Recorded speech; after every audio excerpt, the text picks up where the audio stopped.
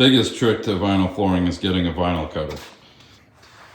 Cutting and measuring for your offcuts. Okay, so if I was to install this piece, it would be going in like this, right? And now what you do is you flip it.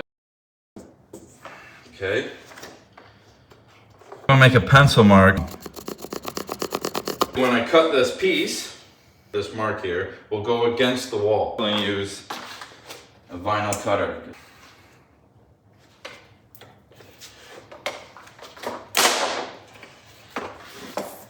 This piece can be a starter piece.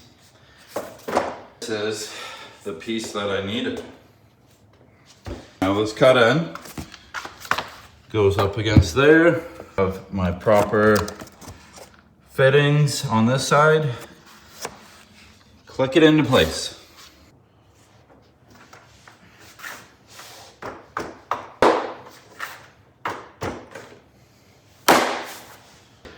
Once you get your first couple rows on, then stack a bunch of boxes, fully weighted boxes, to help hold down the floor. As you're trying to tap and manipulate the piece in, it may shift the floor. So if you put a couple boxes, then there's less chance of the floor sliding. And then go through the boxes. So in this case, these boxes have 3 different prints to them.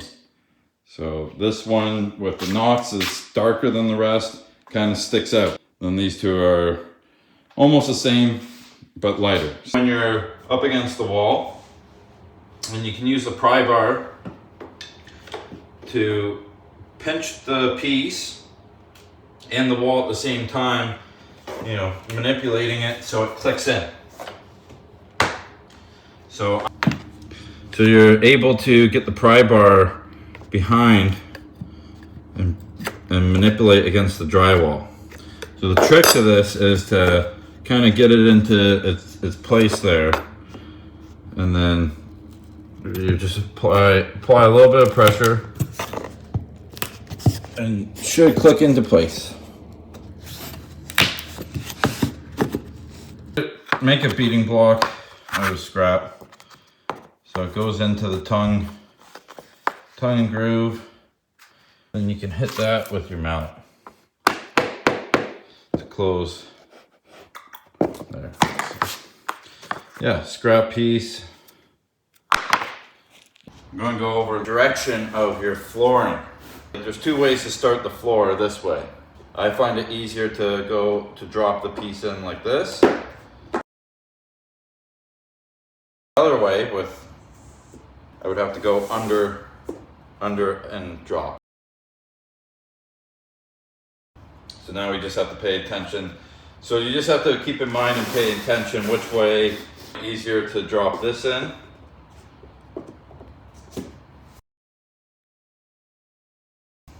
So as I was doing the pieces and working down the wall, I would go in like this, drop, and then a simple click, tap, in. Okay, to demonstrate this, that in first, right, and then you get this a little closer, and then you're able to just click in, because we're already sliding in that groove there, then you're able to click this in easier. So if it was the other way around, you would have to be getting that tongue underneath that. It's just easier to kind of work this way, like from above, if that makes sense.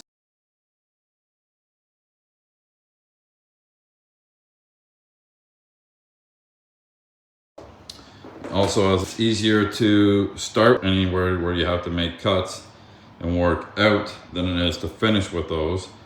So that dictated why I started over here. So yeah, so basically this piece needs to be notched out for there. So easy way, line this up. A full installed piece. This is a full piece, right? Now I just trace my measurement. I can use the edge of that to locate that. Then I can scribe it in. Goes in again there. Right, so just like that. And then that is where it returns to a full piece. So from there to there, draw an angle, jolts up, over, then connect these two dots, cut that out, fit it in. And then you get something like this, all scribed out. So, okay, so for a piece like this, to notch it out, cut it out, so I've measured from wall to wall.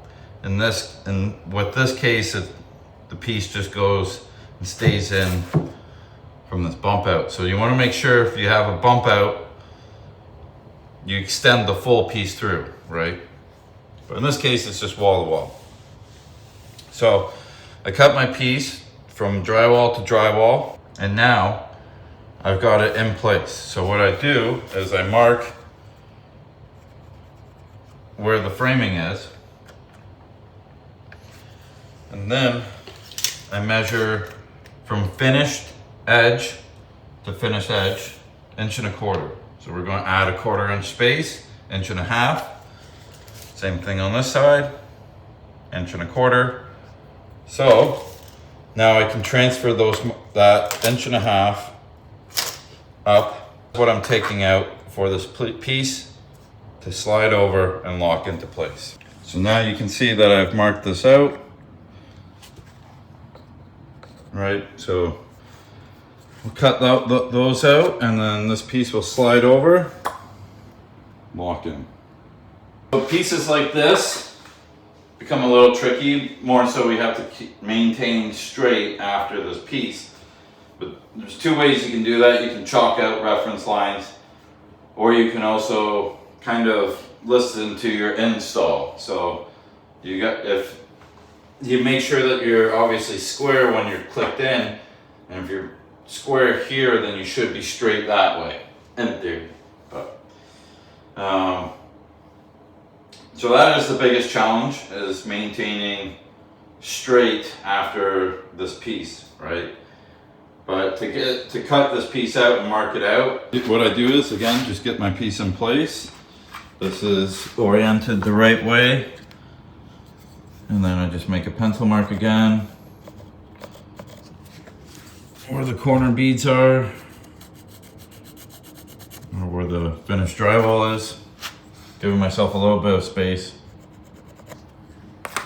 And then I'm really just interested in the measurement here, because whatever my measurement here is, plus the 1/4 inch, be enough to make sure that that end goes.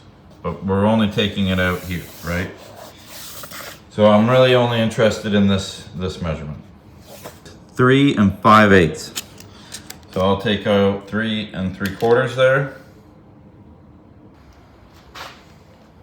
So now, to maintain straight, we know that this is locked in tight and straight. So in theory, we should have a 90 degrees.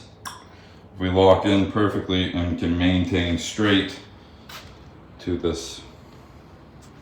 We've got that one piece in, and then as I was saying here, if you click this in, and it's not, it's clicked in properly, it's 90 degrees. So you can see we have to the drywall 6, 6,